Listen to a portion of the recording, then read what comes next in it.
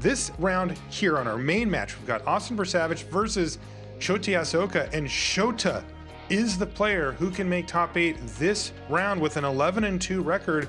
Shota simply needs to knock off Austin Bursavich, and boom, that's another top 8 for the Hall of Famer from Japan. Now, Austin, on the other hand, is 10-3 like the rest of the players in the feature, and that means what they're playing for is a chance to win.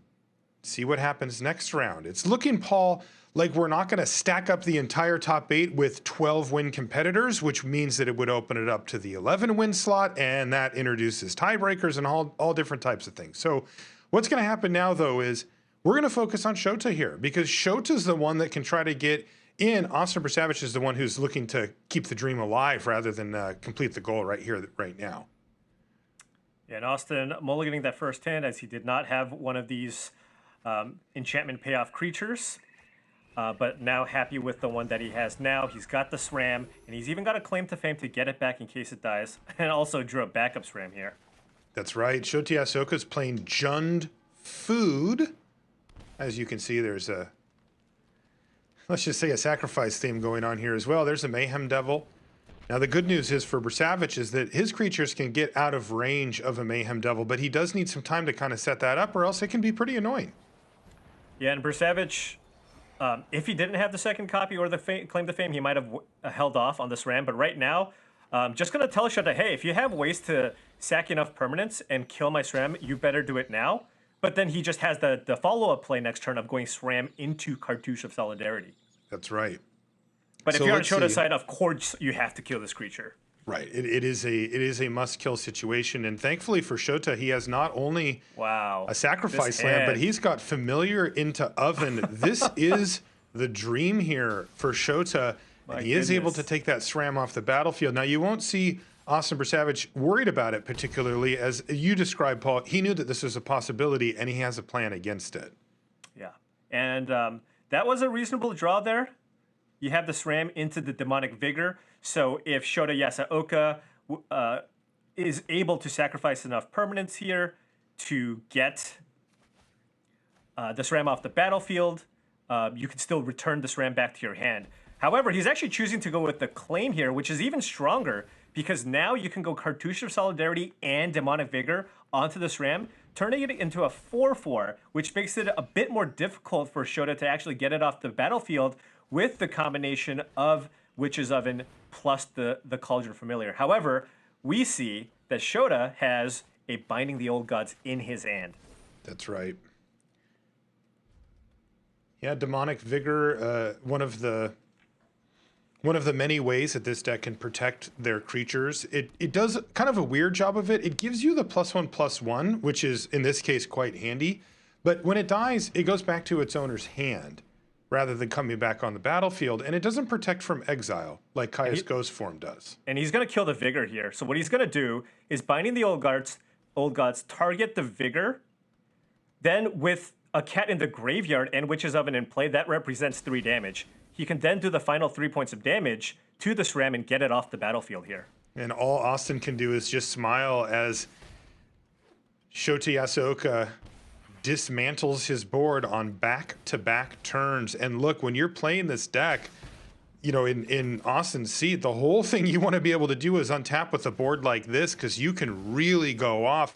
Now, there's good news, though, for him. Even though these first few turns haven't gone particularly well, he does have a core Spirit Dancer and a SRAM in hand, so he can rebuild. The question is, will he have enough time? Yeah, the thing is, I mean, Shota has the ideal draw here. Gilded Goose into Devil into Cauldron Familiar, Witch's Oven. I mean, this is just putting a lot of pressure even on Austin's life total, because every combination of Witch's Oven, sacrifice Cauldron Familiar, sacrifice your token, we're talking about 2 sacrifices, that's 2 damage from the Mayhem Devil, plus the Drain. So every cycle is 3 damage in of itself. In addition, Shota has that combination that we kind of touched on a while ago with Mayhem Devil plus Binding the Old Gods. Once Binding the Old Gods goes to Chapter 3, all of his creatures get Death Touch, meaning every sacrifice, every ping dealt by the Mayhem Devil will effectively just kill any creature on Austin's side of the battlefield.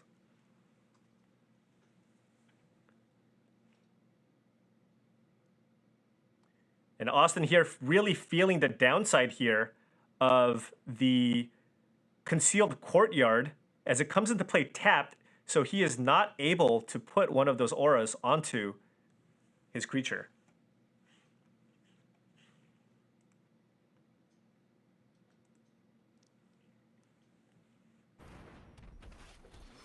There we go. SRAM hits the battlefield after a little bit of a pause there. Binding to the Old Gods is going to trigger.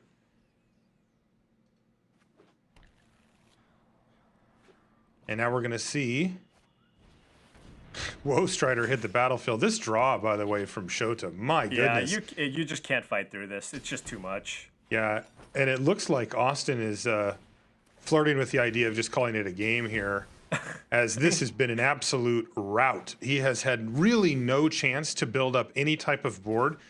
I don't think there was anything that Austin could have done any differently here, and now he's in desperation mode. Yeah, not at all. I mean, the thing is... All right, he's having some fun. He's going to have some fun, and let's see if Shota's impressed by this. Nope. Not at all. Not even a smirk out of Shota Yasooka. Business time here. Remember, 11-2 record coming in for Shota means that he's now a single game of Magic away from yet another top 8 finish for him. He's already got 8 top finishes in his illustrious career, over $500,000 won. He's also in the Hall of Fame. He's a former Player of the Year from 2006, and he's also a Pro Tour champion, both at the team and individual level. Really, there isn't a whole lot that Shota Yasooka hasn't done, but adding to that resume is the name of the game, and he's a game away here, Paul. Yeah.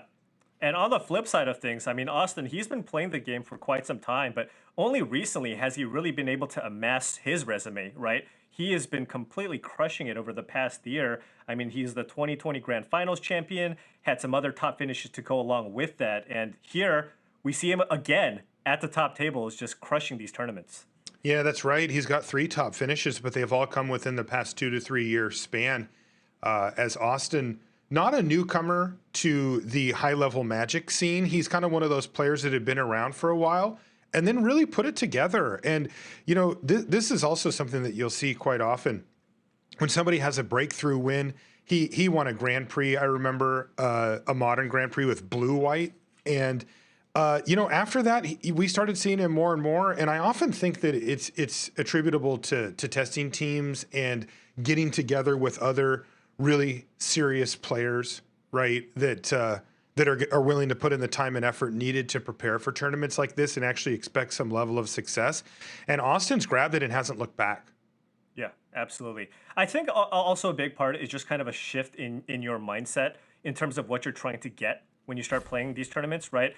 You start from going, you know what, I want to play some of these events and maybe I'll do well, maybe I'll spike an event here or there, and that'll be cool, into, you know what, maybe I can become a top level Magic pro, right? And when you when that shifts inside your head, all of a sudden you go, you know what? All right, I'm going to devote more time. I'm going to reach out. I'm going to just spend more of my brain power to focus on becoming as good of a player as I can be. Another great example actually is Mike Sigrist, right? He's a person who was a little bit of a late bloomer. He's been playing the game forever.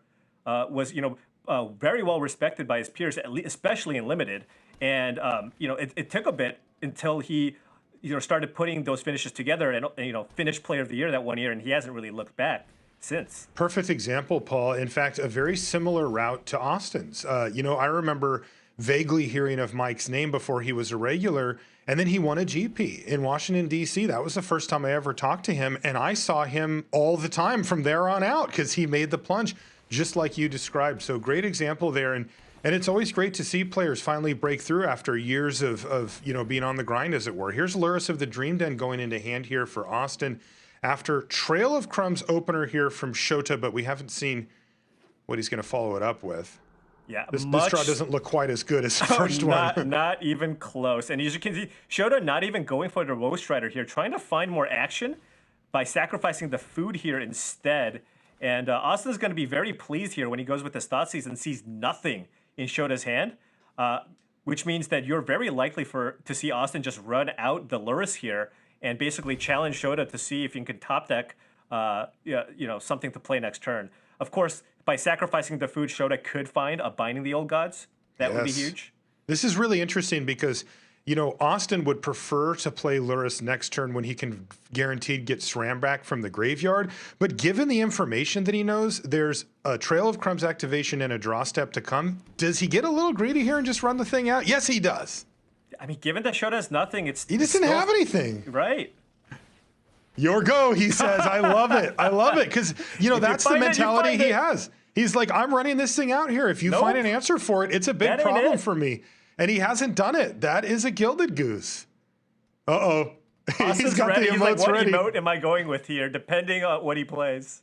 I know these plays look subtle, but that's a really gutsy play there from Austin Bursavich. He really said, you know what, I'm playing to win here. I'm going to run this thing out and give myself some wiggle room so that next turn I can actually cast SRAM and Angelic Gift and then see if I can't get something rolling rather than delaying this whole process by an entire turn.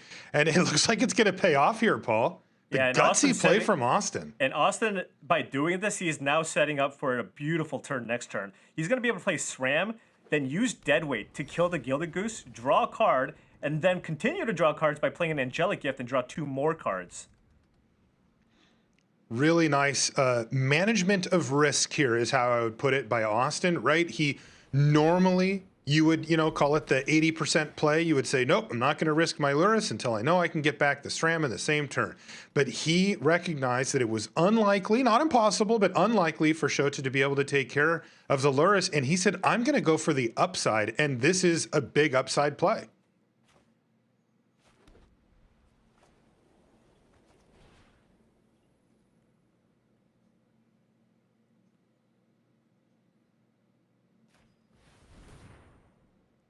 Okay, here comes the first foray here. He's going to run out Angelic Gift, actually. And then, again, that Deadweight is still in hand, and that's going to take care of the Gilded Goose. And that's another card going into the hand here off of SRAM. It even unlocks an attack. Yeah, and Shota's in so much trouble. He needs to find an answer for both of these creatures, right? If you find a removal for the SRAM, that's not gonna end well for you because Austin can just get it back. So he needs to find an answer for the Lurrus and the SRAM. Hello. Wow. And this allows Shota to kill the Lurrus. He's got a Phyrexian Tower in play, so he can play the Mayhem Devil, sacrifice the Fabled Passage, then feels very bad, but you can sacrifice your Mayhem Devil to then deal the final point of damage to the Lurrus, and then kind of hope for the best with maybe the following draw. I might rather concede, Paul. That is. I don't know if I have it in me. Here's the Mayhem Devil. Let's see. See if what Shota goes for. He's just going to pass the turn back. He didn't have it in him either.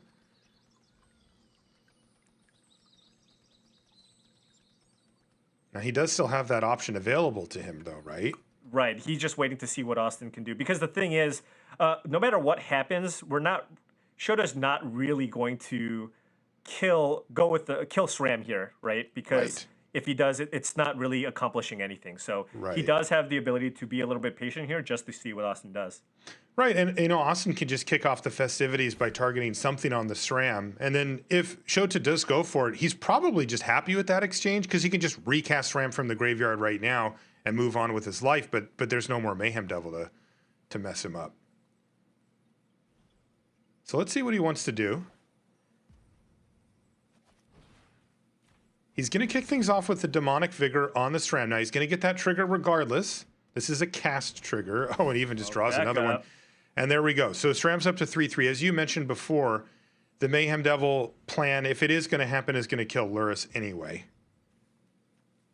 Yeah, and with the combination of cards that Shota has, I mean, Austin knows several of the lands that Shota already has, but he can just start piling on here onto the SRAM, and geez, I mean, just so many more redundant copies. I mean, once you just get this going, you're only going to draw one of two things, right? Outside of lands, you're just going to draw more auras or more of these creatures. Yeah, and I mean, likely he could get lethal by next turn. I mean, he's just going to effectively cycle a Deadweight here. It's not really doing much to the Devil in particular. Although, now that I say that, I guess it could unlock the Lurrus stack if he really wants. But I 7-7 in doubt the that's air going to now. happen. Oh, never mind. I guess the Loris can die anyways, so he's just forcing it here. I mean, the problem is that Shota needs to kill all of the things, right? Like, Yeah. you know, if Austin gets to untap with Core Spirit Dancer and SRAM on the battlefield, well, forget about that. You know, there's nothing good happening there for Shota anyway. Yeah, and here's the problem. At this point, even if Shota finds answers to the creatures in play, look at Austin's hand. He can just load back up, right? You just play 2 more creatures and draw 2 cards off the Sentinel's Eyes and 2 cards off the Angelic Gift. Excuse me, 3 cards off the Angelic Gift.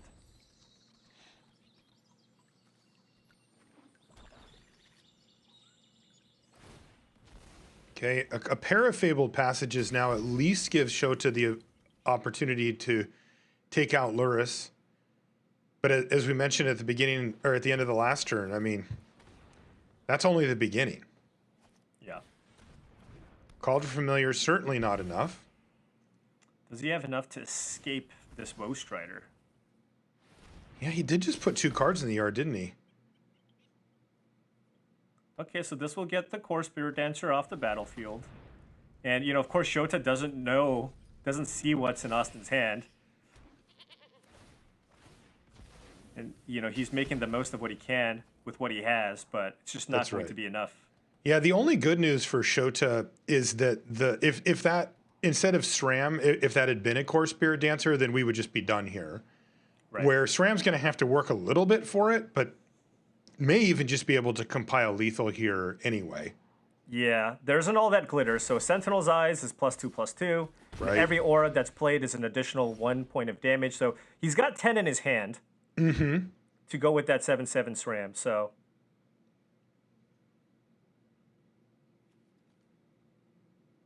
Game 1 was basically perfection from Yasooka. Bursavich really with no ability to combat that opening sequence from Yasooka, but this game's been a different story.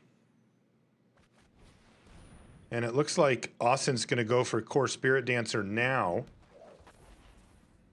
and try to see what he can figure out. He's going to go for Sentinel's Eyes. That's going to draw him 2 cards. yeah, if you can find another Sentinel's Eyes. Okay, or Cartouche. Cartouche. That's 9, 10, 11. That's 12 damage. There we that's go. lethal. Easy game.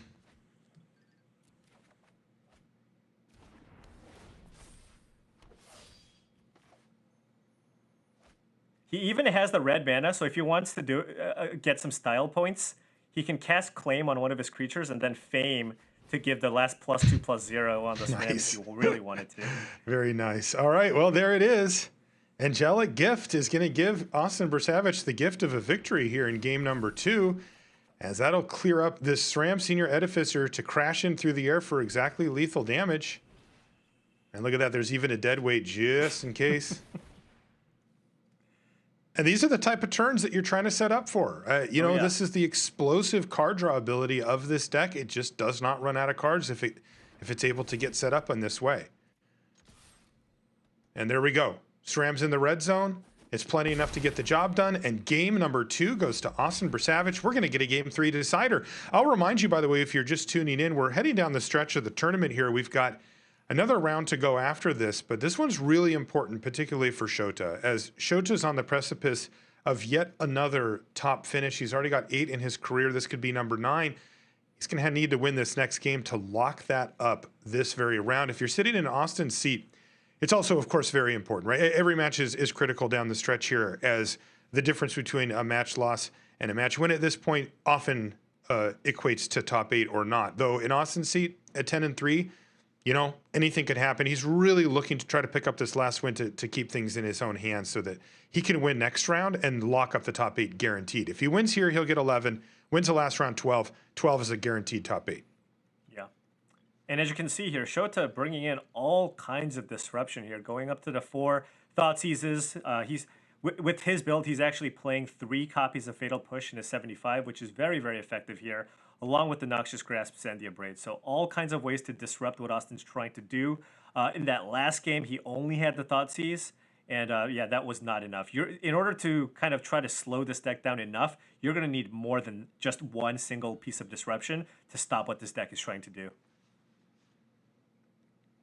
You can see what Austin's done here with regards to sideboarding. He's bringing in Heliod's Punishment and a Kaya's Ghost form, taking out, well, just a Dead Weight, a Cartouche of Solidarity, and a couple of Hateful Eidolons. Just some tweaking. The deck doesn't have that much wiggle room when it comes to sideboarding, as it needs to maintain critical mass of those 2-drops that draw cards off of auras, and then, of course, the number of auras in the deck. You can't go too far out of whack, or else you abandon the core conceit of the deck, and that's no way to go with a deck like this. It's very straightforward in its approach. Okay, how does this opener look here for Austin? That is not it.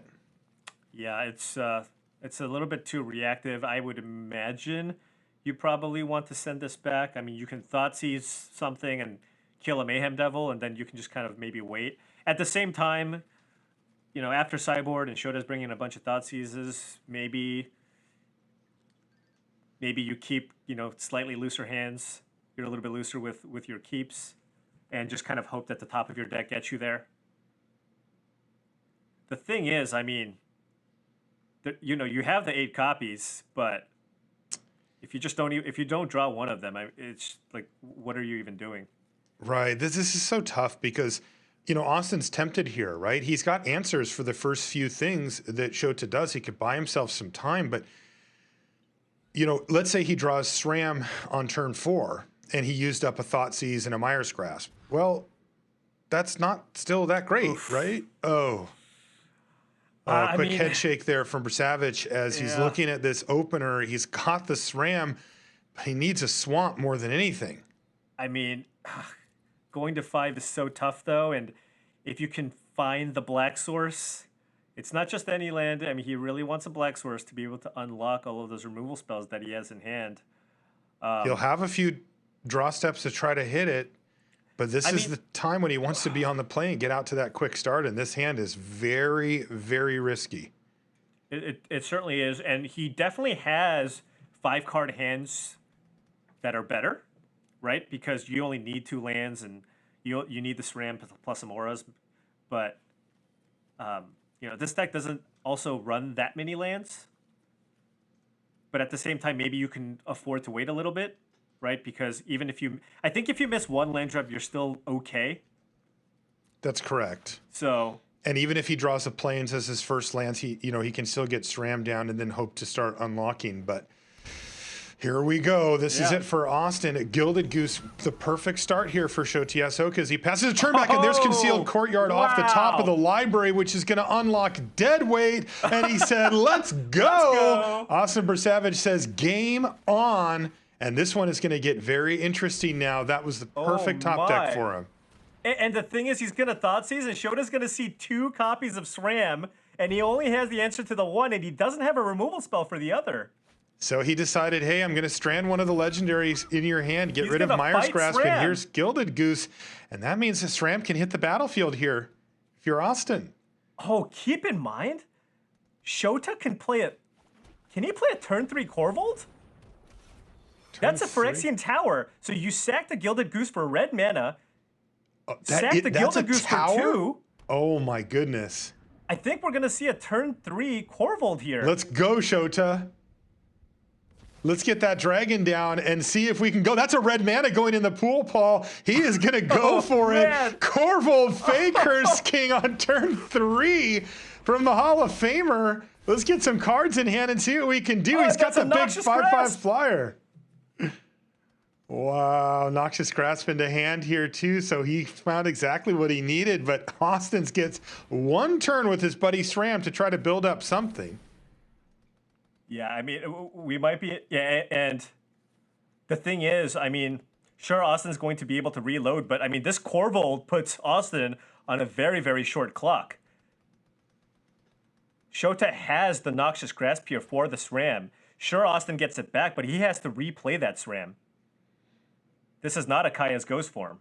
Boy, these players, no chill in the feature here. They are going all out, and we get to be here to watch it. Now, this Angelic Gift would allow SRAM to block, but as you mentioned, oh my Noxious goodness. Grasp is the, Fatal Push as well here for Shota.